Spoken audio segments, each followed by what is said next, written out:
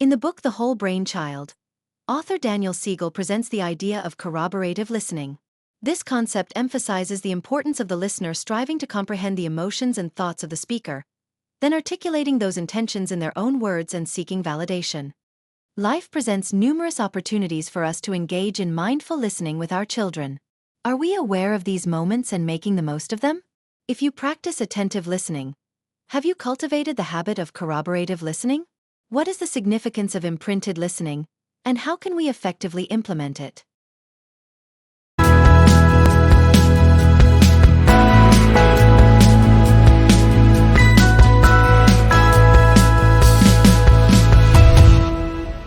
Curious minds, education binds.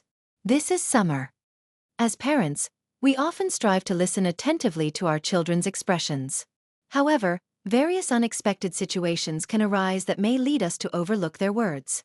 For instance, when we are preoccupied with tasks such as housework, in a rush, or engaged with our phones or computers, our focus can easily shift away from them.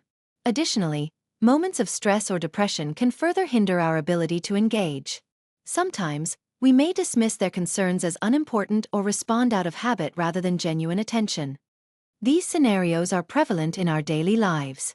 It prompts us to consider how we can effectively respond when our children seek to communicate with us. First, establish your priorities. When faced with pressing issues, take a moment to acknowledge your child's feelings or assure them that you will give them your full attention later. For instance, you might say, "I understand what you're saying, but I need to handle something urgent right now. Can we talk about this later?" Additionally, even during challenging times, it's crucial to convey your concern for your child in a brief statement and commit to a more in-depth conversation later.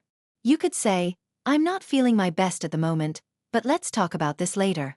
I need a little time to unwind." The most frequently overlooked aspect in our interactions is the tendency to dismiss issues as trivial or to respond out of habit.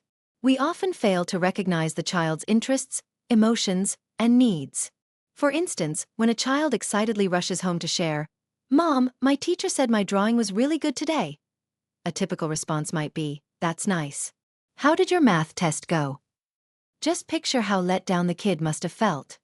Through my years of parenting, I have learned to cultivate a greater awareness of the present moment. When my child expresses a strong desire to communicate or struggles to articulate his feelings, I make it a point to pause my activities, clear my mind, and give him my full attention. I focus on listening with empathy. My responses often begin with phrases like, when my child is frustrated with a math problem, I might say, "I can see this is a bit challenging for you."